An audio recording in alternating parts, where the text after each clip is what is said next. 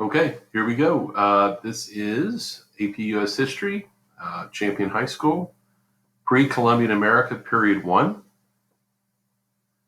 Key concept from the College Board. These are basically 6 major themes, major concepts built into the AP exam for Period 1. The dates for Period 1, 1491 to 1607. First concept, as native populations migrated and settled across the vast expanse of North America, over time, they developed into distinct and increasingly complex societies by adapting and transforming their diverse environments. 2, different native societies adapted to and transformed their environments through innovations in agriculture. For example, the 3 sisters, beans, squash, and more important, maize. Resource use and social structure.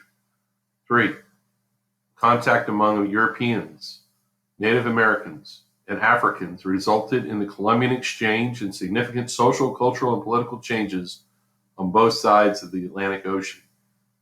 4, European expansion into the Western Hemisphere generated intense social, religious, political, and economic competition and changes within European societies. 5, the Columbian Exchange and development of the Spanish Empire in the Western Hemisphere resulted in an extensive demographic, social, and economic changes. And 6, in their interactions, Europeans and Native Americans asserted divergent worldviews regarding issues such as religion, gender roles, family, land use, and power. So the first significant topic, and this has been really the subject of an AP exam short answer question, is this idea of divergence and differences among the different, and the diversity among the different Native American groups in North America. Native societies in North America, really key, as mentioned in the previous slide, is the spread of maize or corn, cultivation from its present-day Mexico northward to the present-day American Southwest and beyond. And what it did is it helped support economic development, settlement, advanced irrigation, and social diversification among societies. Societies responded to the aridity of the Great Basin and the grasslands of the Western Great Plains by developing larger mobile lifestyles, or what we call nomadic lifestyles. In the Northeast, the Mississippi River Valley, and along the Atlantic seaboard, some societies developed mixed agricultural and hunter-gatherer economies that favored the development of permanent villages. So these groups would largely be like the Iroquois and the Choctaw and the Creek and Algonquin. Okay. Societies in the Northwest and present-day California supported themselves by hunting and gathering, and in some areas developed settled communities supported themselves by hunting and gathering, and in some areas developed settled communities by the vast resources of the ocean. The Chinook would be a great example there. 2, European nations. Another major topic in Period 1 is that European nations' efforts to explore and conquer the New World stemmed from a search for new sources of wealth,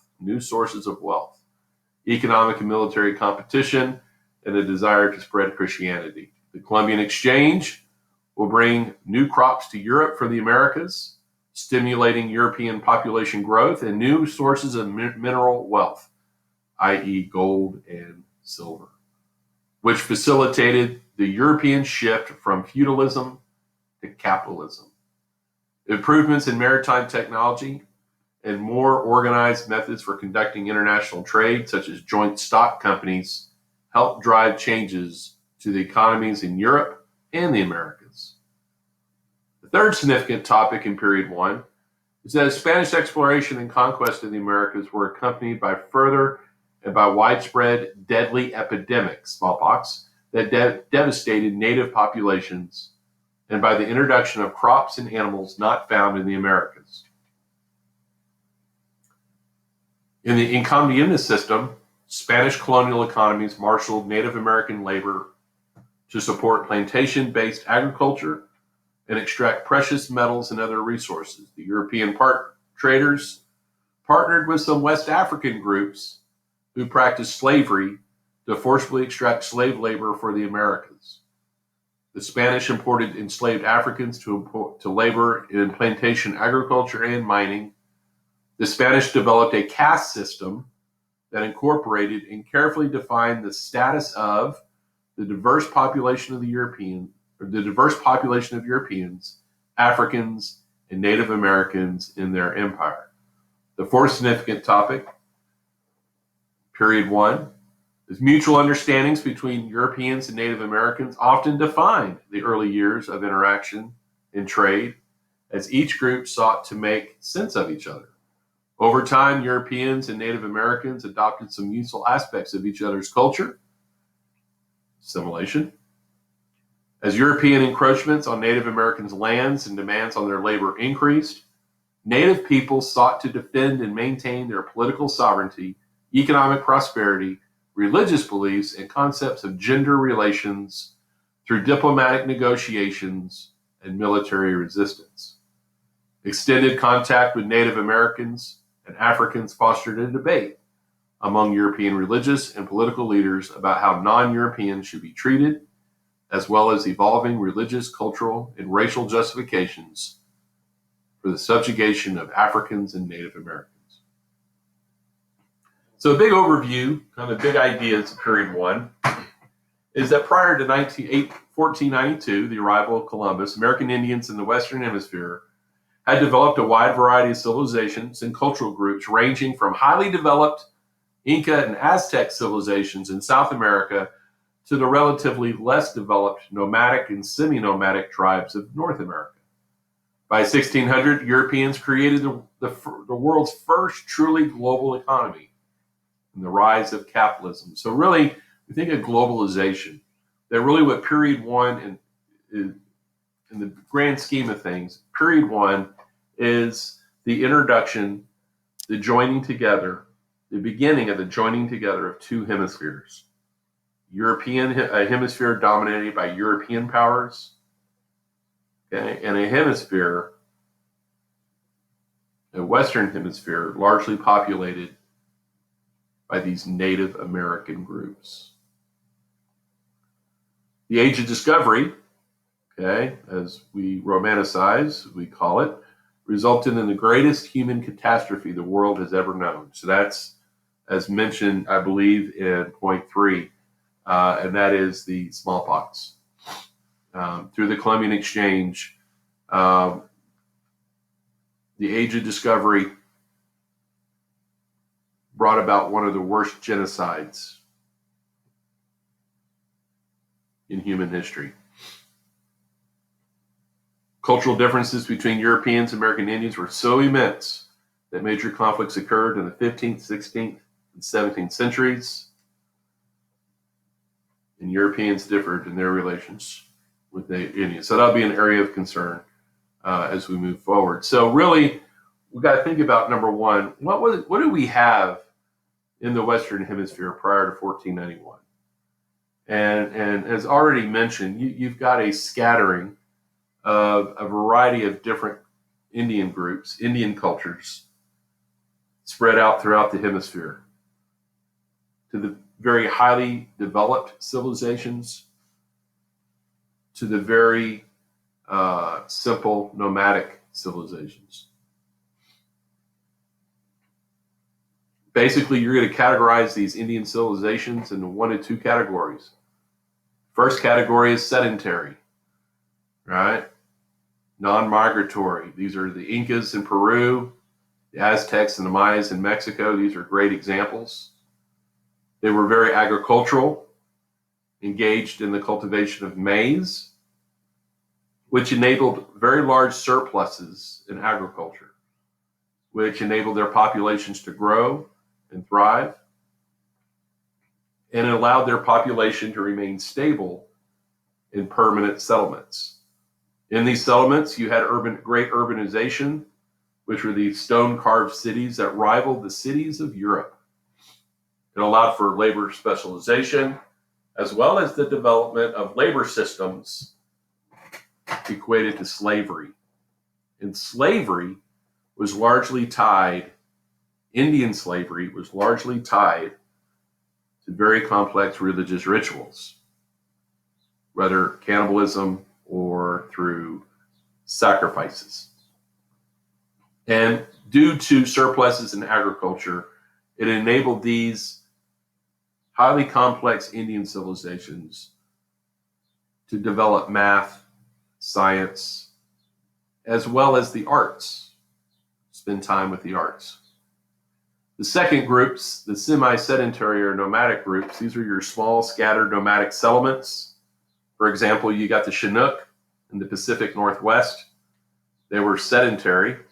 They lived in long houses made from obviously their resources present in their natural environment. They were both hunters and gatherers as well as fishermen. They used the resources of the ocean for survival. And then you compare that to your non-sedentary groups, largely tied to the buffalo, hunting of the buffalo, this nomadic way of life where they lacked the three sisters, the growing of maize, beans, and squash. And so ultimately, for APUSH students, it's important to understand that one of the most important factors that determine whether a Native American group was sedentary or nomadic was their ability to produce agriculture, namely the three sisters. More importantly, maize. Now, these societies were very matriarchal, meaning that women owned property. Women, in many cases, were the heads of their households. And this is one area in which you find a pretty significant clash between Native Americans and Europeans. Europe, very patriarchal, is going to run into societies that are very matriarchal. There's Tenochtitlan, that's the Aztec capital, very highly advanced, very well developed. Sacrifices, obviously when the Europeans run across, come into contact with these groups, they're going to be absolutely horrified by the brutality of these sacrifices. They're going to view these Native Americans as uncivilized, uncultured barbarians. Machu Picchu, the Incan capital, in what is now today modern day Peru, like the Aztec capital of Tenochtitlan, Machu Picchu was the center of the world for this very highly advanced South American Indian civilization. Other groups, this is actually the subject of an AP exam question a few years back, is the student's ability to compare and contrast Native American groups in North America. Already mentioned the Chinooks. You have the Pueblo. In addition, you've got the Pueblo from the American Southwest, largely sedentary group, engaged in agriculture, corn cultivation especially. And what made the production of maize possible was the successful and efficient use of water in a very arid climate. They developed very sophisticated irrigation systems. They were known for their multi-room dwellings and their large urban centers, which of course became centers of trade, commerce, crafts, and religious rituals. very well known for their pottery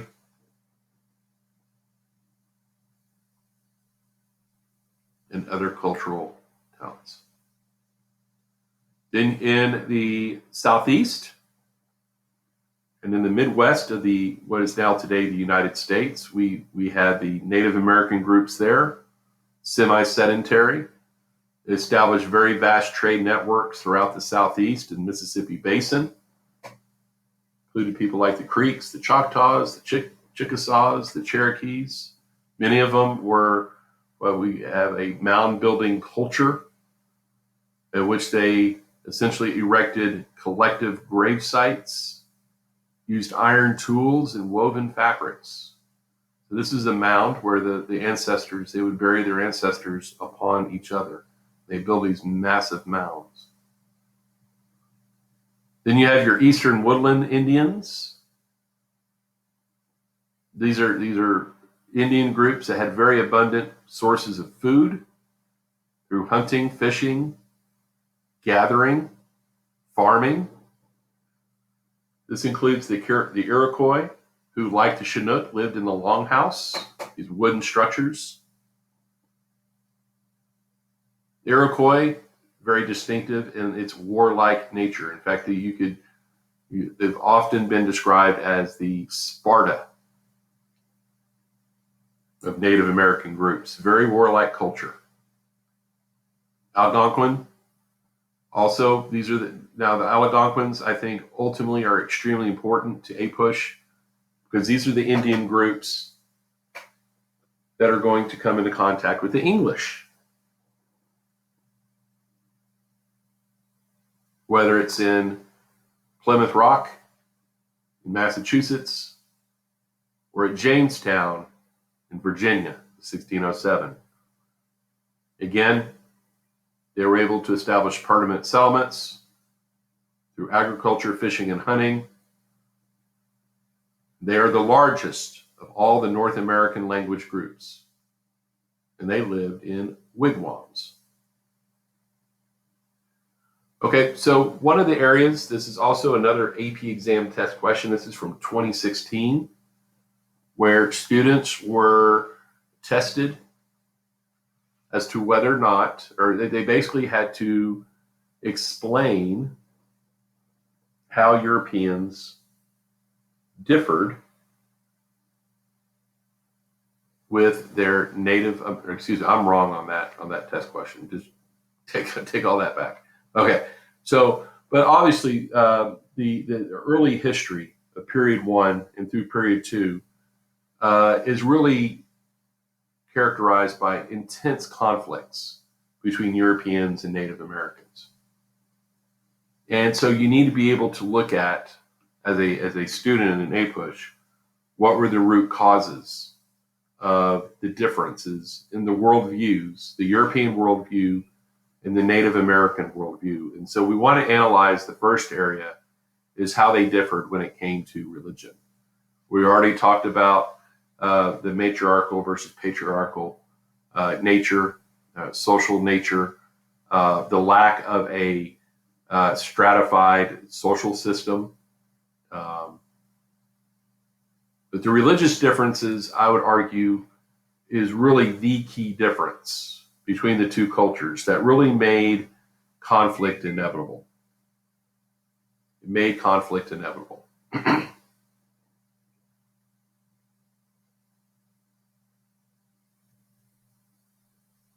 And in all fairness, you look here and you can see the depiction of religious rituals, Native American religious rituals, which involved, of course, sacrifices and boiling people in pots, dismembering. You can see they're eating. This guy's eating that dude's leg. So it's cannibalism, right? And when Europeans first saw this, they were horrified at the barbarism in these religious rituals. But in all fairness, the Europeans were no different. Over here on the right-hand side are the burning of heretics, whom the Catholic Church viewed as heretics through Europeans being burned at the stake. And I'd imagine if Native Americans were to come to Europe and they were to witness this, they too would have viewed perhaps the Europeans as also barbaric. It's all a matter of perspective. They were also different in war, in the way they persecuted war. So when the conflicts did occur, when war did break out between Europeans and Native American groups, there were really significant differences in the making of war.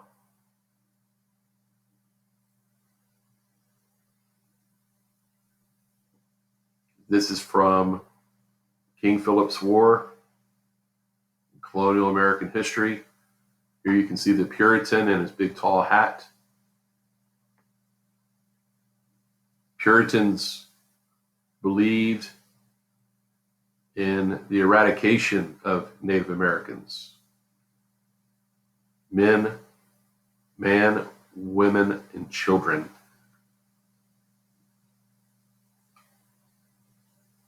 Were the subject of all the wars. So really, one area of analysis is how each of these European countries that settled in the New World and established colonies in the New World, how did their relations differ with Native Americans? And one of the areas in which they differ is in the way they made war. Okay, so we'll talk about this later in the presentation.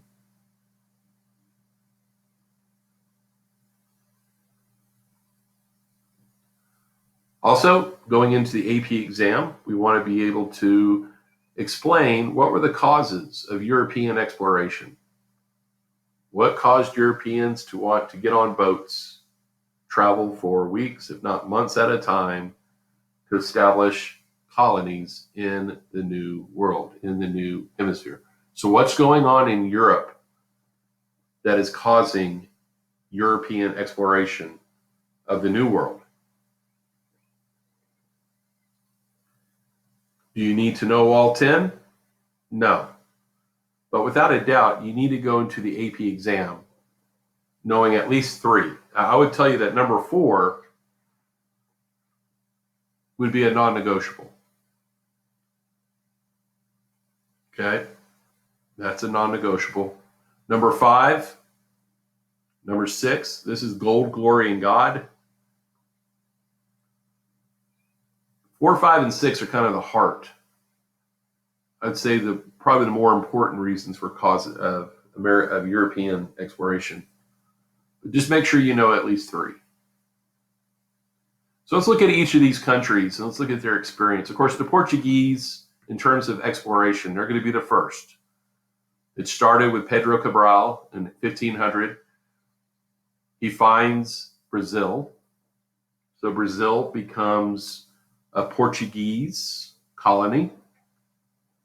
A year later, Amerigo Vespucci, a Portuguese explorer, will explore and map Brazil. And of course, it's from Amerigo Vespucci that the word America comes from.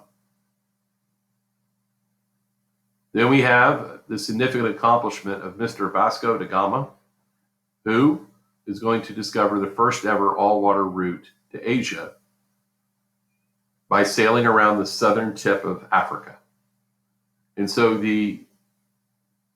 this now becomes a major goal of most nation states in Europe, is to find an all-water route to Asia, to obviously establish trade and economic relations partnerships with India and China. So Portugal is the first to establish trade stations in India, Africa, China, and in the East Indies. And it's also the Portuguese, and I think this is important to note, it's the Portuguese that are going to introduce African slavery in the New World. So the first slave ships are going to be Portuguese slave ships. The first slave traders, European slave traders, were Portuguese.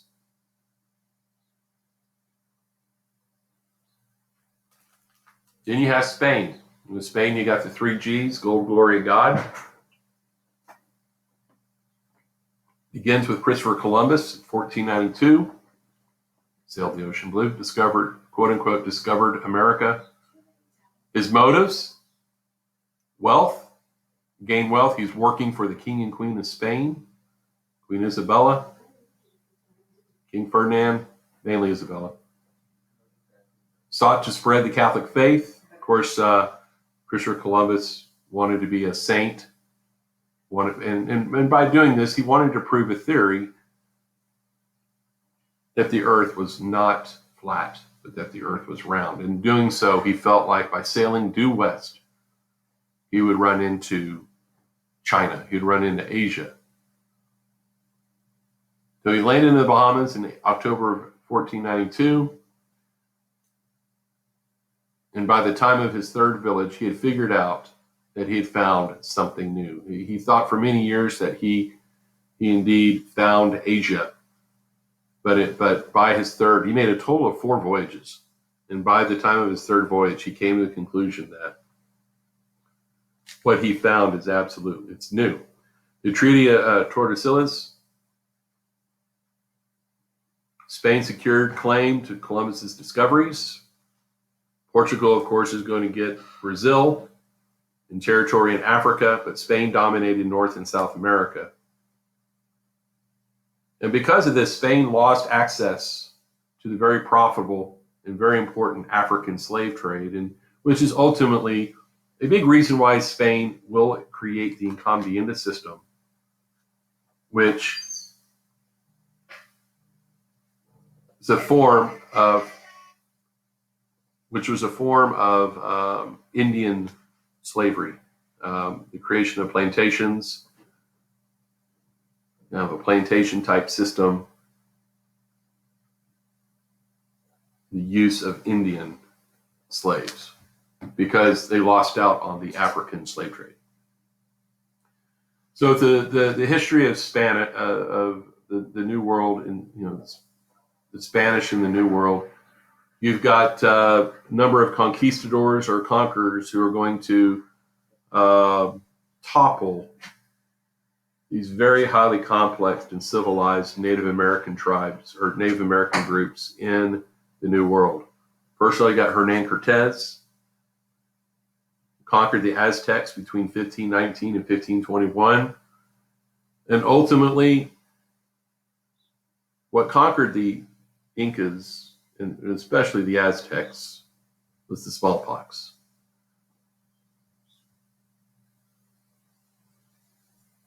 There will be, at final analysis, 25 million are going to be killed. And if you want to look at it, 95% death rate. And as a result of conquering the Aztecs, the Spanish are going to secure vast amounts of gold.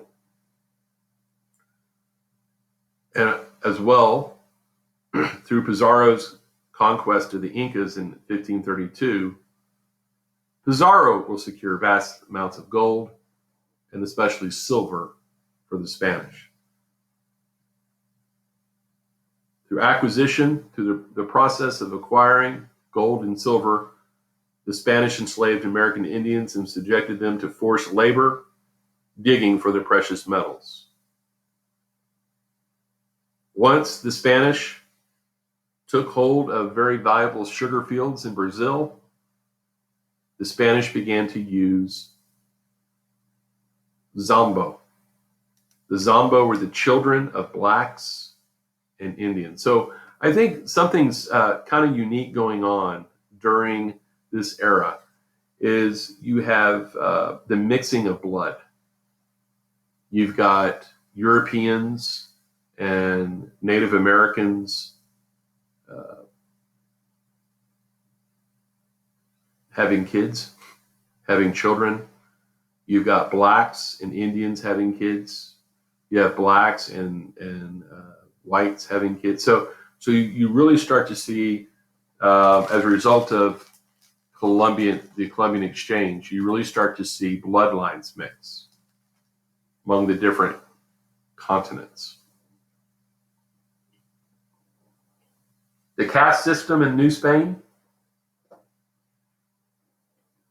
At the very top are the Spanish-born, they call it Peninsulares, or European whites. Next, the Creoles. These are children of Spanish-born parents who are born in the New World. Then you have the Indians, then you have the Negro. One's caste determines social privileges and restrictions, and it basically came down to the color of skin. The lighter one's skin, the higher up one's status. The darker one's skin, the lower on the social ladder. And there we go. These are the products of mixing, race mixing. You got your mestizos, mulattoes, zombo. In class, you gotta understand, this is unprecedented race mixing. And it happened here, and it happened during this time. Another European group, the French. Of course, what drove French exploration of the New World was the search of a Northwest Passage, carried out by explorers like Samuel de Champlain and Jacques Cartier. Champlain became the father of New France. He's the man who's going to establish Quebec in 1608. Antoine Cadillac founded Detroit in 1701. Robert La Salle, the French explorer who is going to explore the Mississippi River and take the Mississippi River down to Louisiana and the Gulf of Mexico. He will also carry out various expeditions, French expeditions into Texas, where he will lay claim. Of course, it's La Salle who named this area of exploration Louisiana after King Louis. The thing about the French is that they are going to abandon their search for a Northwest Passage, and what's going to put down roots for the French is the fur trade. The fur trade is going to be, for them, as valuable, if not more valuable, than any trade they may get out of China. So the New France was built around the fur trade. And the French, of course, brought in the Jesuits, French missionaries, who tried to, like the Spanish, try to convert the Native Americans. They were very, like the Spanish, they were not very successful. Then you have the Bloody Dutch. The Dutch, their time in the New World was rather brief, but nonetheless, they will establish a foothold along the Hudson River Valley in what is now today New York. They are going to establish, like the French, a profitable fur trade, of course, with the Iroquois. Of course, it's the New York. It was known as New Amsterdam, and became a very profitable trading post for the Dutch, really through the early to mid 1600s. But really, in an APUSH class, the group that we really, out of period one, the group that we really want to hone in on and pay very special attention to are the English. So England is one of the last European groups, European nations, to really get into any type of exploration. And so the big question is, why was England at the bottom? Why did they lag behind the other European countries in exploring the New World? The answer is England, during that period, was experiencing tremendous religious strife and conflict between Catholics and Protestants.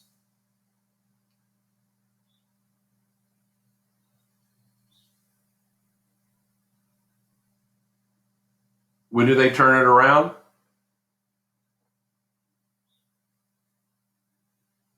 Queen Elizabeth, right? So really in period one and period two, we as APUSH students really place a great emphasis on what's going on in Europe, especially what's going on in England, because the history of colonial America is really tied to what's going on in England.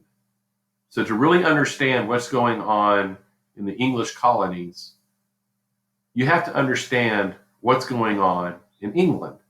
And so really where England gets its act together, or it really turns itself around, is they finally effectively deal with the religious problem. This conflict between, are we Protestant or are we Catholic? And the monarch who decided once and for all the Protestant future of England is Queen Elizabeth I.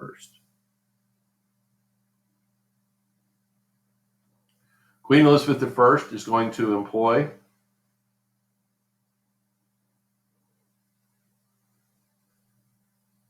sea dogs, sea captains, like you see over here on the left, Sir Francis Drake. She is going to give authorization to Drake to raid and pillage Spanish ships coming from Mexico, loaded down with gold and silver. And this really helps set the stage of a war between Spain and England. King Philip of Spain built a giant armada of warships called the Spanish Armada, and its goal was to crush Protestant England, right? So really this conflict between so if you think about it, the most powerful Catholic country in the world is Spain. The most powerful Protestant country in the world is England. There aren't very many, by the way, but is England. And so you got this, the causes of the Spanish Armada and this war. A lot of it had to do with religion. A lot of it had to do with this pirating of Spanish galleon ships by these English sea dog captains. But nonetheless, Elizabeth is victorious in defeating the Spanish Armada. Okay. And now England is going to enter into the world of exploration. So what causes English empire building? Eventual peace with Spain and the end of that war, the Spanish Armada. Population pressures. There's really high unemployment in England. And one way to ease the pressure of unemployment is by establishing overseas colonies. The New World had economic opportunity, farmland, adventure, markets, raw materials, political freedom, religious freedom, and it's a place where you could seek social change. Another cause of empire English is this desire for a persecuted English group. They were called the Calvinists.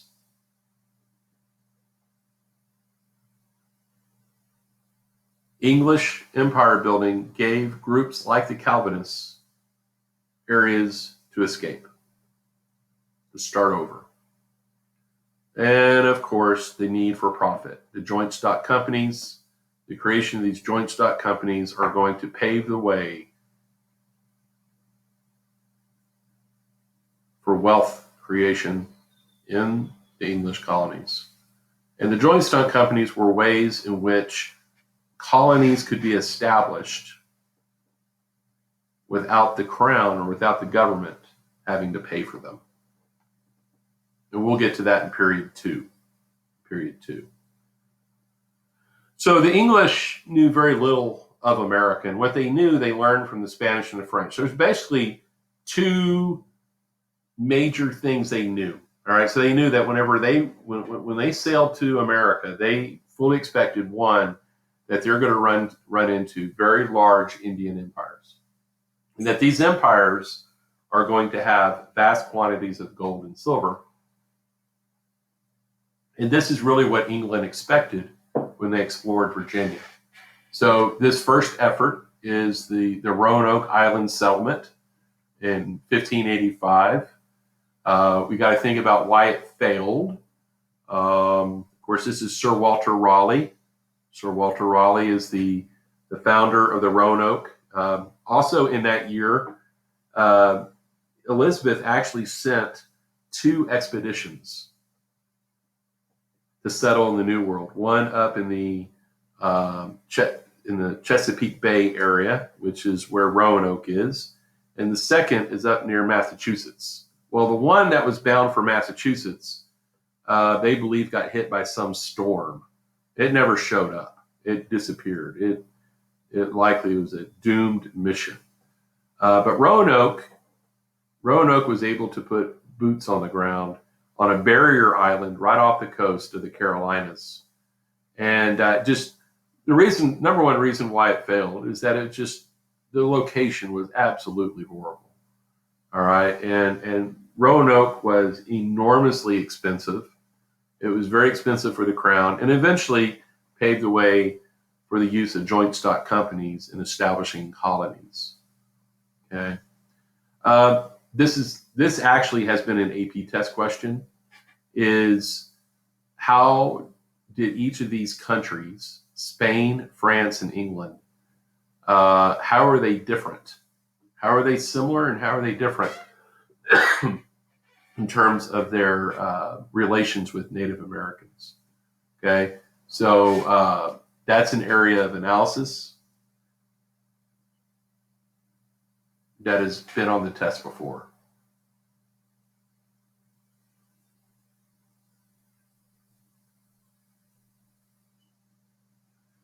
Well, we also have established in the New World are what are called maroon communities, especially in the Caribbean. A maroon is like where you have a shipwreck, right? And anytime somebody's marooned, it means they've been shipwrecked, they've washed ashore on this island or whatever, and they just stay. They make it work. They're able to build communities. And so these are places that are founded by escaped African slaves who will join with indigenous populations who will create autonomous communities. So these marooned communities in the Caribbean, places like Puerto Rico, Cuba, and Haiti. Just understand what is meant by maroon communities. And then last but not least, I think and this is a great chart to analyze and to study as to the Columbian Exchange.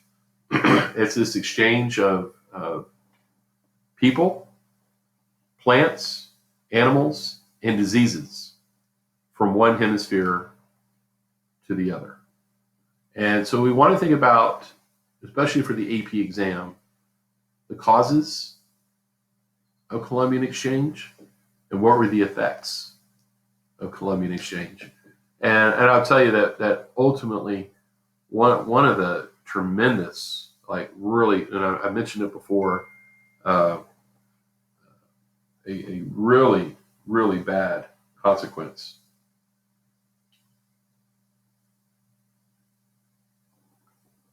is the disease. And you can see the disease over here, the diseases that were spread from Europe to the Americas. Now, it doesn't say it up here, but disease also made its way from North America to Europe. And that was a lot of like venereal diseases like syphilis, for example.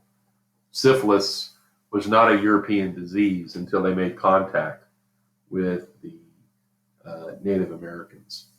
So make sure as I bring this to a close that the College Board is very interested, and I want to include, this is an AP test question from, I believe it's, 2016. And you can see that, first of all, period 1, there will not be any short answer questions. There will not be any essay questions from period 1. But you can see here that comparison, this is a comparison question, where they're asking students to compare and contrast 2 countries, right? The Spanish and the English. This year it may be the Spanish and the French, or it may be the French and the English. But so as we go through this PowerPoint, and as we go through this YouTube, understand that comparison is a big thinking skill in period one, where you're being asked to compare and contrast two different elements. You follow me? So here's one, and of course here's the other. Again, comparing the Spanish and New England, right? So this is actually a period one and kind of a period two question, comparing and contrasting. So also, like I said before, in 2014, there was a question about comparing and contrasting the various Indian tribes that existed in North America prior to Christopher Columbus. So obviously, these are areas that you need to spend your time looking at. Well, thank you very much for your attention. Appreciate you. You have a great day.